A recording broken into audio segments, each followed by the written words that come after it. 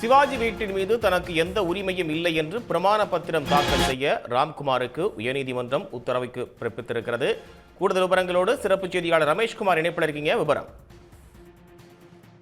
நடிகர் சிவாஜி கணேசனுடைய பேரனும் நடிகருமான துஷ்யந்த் ஜெகஜல கில்லாடி என்ற ஒரு படத்தை அவர் தயாரித்தார். அந்த படம் தயாரிப்புக்காகத்தான் தனபாகியம் என்டர்பிரைஸ் என்ற நிறுவனத்திடம் 3,74,75,000 ரூபாய் கடன் வாங்கியிருந்தார். இந்த கடனை திரும்ப செலுத்தாதனால வட்டியோடு சேர்த்து 9 கோடி ரூபாய் 39 லட்சம் ரூபாய் செலுத்த ஏதுவாக ஜெகஜல கில்லாடி படத்தின் அனைத்து உரிமைகளையும் தனபாகியம் என்டர்பிரைஸ் நிர்வாக இயக்குநர் ஒப்படைக்கும்படி மத்தியஸ்தர் கடந்த 2024 ஆண்டு மே 14ஆம் தேதி உத்தரவிட்டிருந்தார்.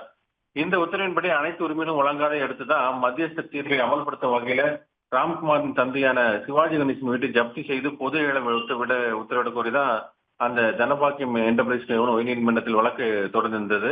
இந்த வழக்கை விசாரித்த உயர்நீதிமன்றம் நடிகர் சிவாஜி கணேசனுடைய வீட்டை ஒரு பகுதியை ஜப்தி செய்ய உத்தரவிட்டிருந்தது. இந்த ஜப்தி நடவடிக்கை எதிர்த்து தான் நடிகர் பிரபு ஒரு மனு ஒன்றை தாக்கல் செய்திருந்தார். அப்போது அதுல என்ன தெரிவித்திருந்தால், அந்த வீட்டு தன்னுடைய சொந்தமான வீடு என்றும் அதுல ராம்குமாருக்கு எந்த பங்கும் இல்லை என்றும் தெரிவித்திருந்தார். இந்த நிலையில தான் இந்த மனு நீதிபதி அப்துல் குதூஸ் முன்பு விசாரணைக்கு வந்தபோது ராம்குமார் தரப்பில் ஆஜரான வழக்கறிஞர் அன்னை இல்லத்தின் மீது ராம்குமாருக்கு எந்த உரிமை இல்லை என்றும் அதுல பங்கு இல்லை என்றும் கூறினார். இதையடுத்து அந்த அன்னை இல்லத்தின் மீது தனக்கு தற்போது எந்த உரிமையும் இல்லை என்றும் எந்த பங்கும் இல்லை எனவும் எதிர்காலத்தில் அவ்வாறு எந்த உரிமையும் கோர மாட்டேன் எனவும் பிரமாண பத்திரம் அபிடவிட் என்று சொல்லக்கூடிய அந்த பிரமாண பத்திரம் தாக்கல் செய்யும்படி ராம்குமாருக்கு உத்தரவிட்ட நீதிபதி இந்த வழக்கை நாளை ஒத்திவைத்திருக்கிறார். நாளை பிரபு தரப்பு வழக்கறிஞரும் இந்த வழக்கில் வாதாட இருக்கிறார். உடனுக்குடன் செய்திகளை தெரிந்து கொள்ள சன் நியூஸ் பெல் ஐகானை கிளிக் பண்ணுங்க.